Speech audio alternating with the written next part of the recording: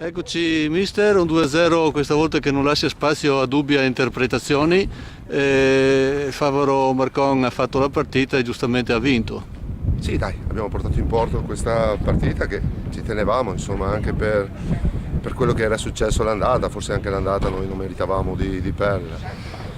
Stiamo attraversando un buon momento, sono già 3 mesi, ecco, che questa squadra sta dando buone garanzie per il futuro, una squadra giovane, una squadra che termina quasi sempre 5-6 giovani, ecco, per cui ci crediamo, andiamo avanti e vedremo, dai, vedremo quali saranno. Forse siete partiti un po' tardi, altrimenti vi potevate già ambire anche a qualcosa in più, insomma. C'è qualche recriminazione? Venivamo da una retrocessione l'altro anno all'eccellenza, per cui la società ed io abbiamo deciso appunto di puntare sui giovani, di puntare su un gruppo di 5-6, diciamo quelli con un certo carattere, con una certa passione per il calcio, tra i vari Brunetta, Caramel, Marton, Zuin, Lerme, e allora abbiamo aggregato questa potenza tra virgolette di giovani che ci sta dando delle grosse soddisfazioni. Oggi siete andati subito in vantaggio, quanto vi ha facilitato essere andati in vantaggio subito? Ma a volte, sai, sono sempre quelle situazioni che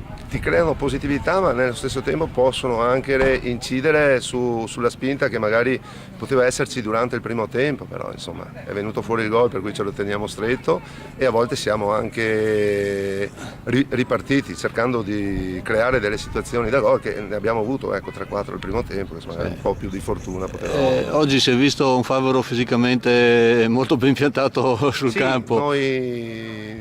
Ma no, per fare un elogio a questi ragazzi che sono così positivi al massimo. Noi stiamo bene, siamo sempre stati bene fisicamente, magari a volte c'è sempre quel mese ogni squadra che possa magari avere, però valutando il nostro campionato fino adesso, chi lo sa, intanto cerchiamo i punti salvezza, quelli sicuri, e dopo magari se le forze ci porteranno ancora avanti, ecco, ci divertiremo. Allora chiudiamo con una battuta sul Portogruaro, come l'ha visto?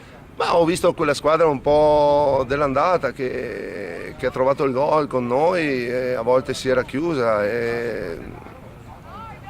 Faccio i complimenti a Borgato perché non ho visto, diciamo, una squadra che possa ambire a altre situazioni di quello che sta facendo. Penso che le 5-6 che sono davanti abbiano qualcosa in più, ecco, per cui faccio i complimenti a Gianfranco e a Rizzetto che per quello che avevano, insomma, hanno tirato fuori. Grazie mister.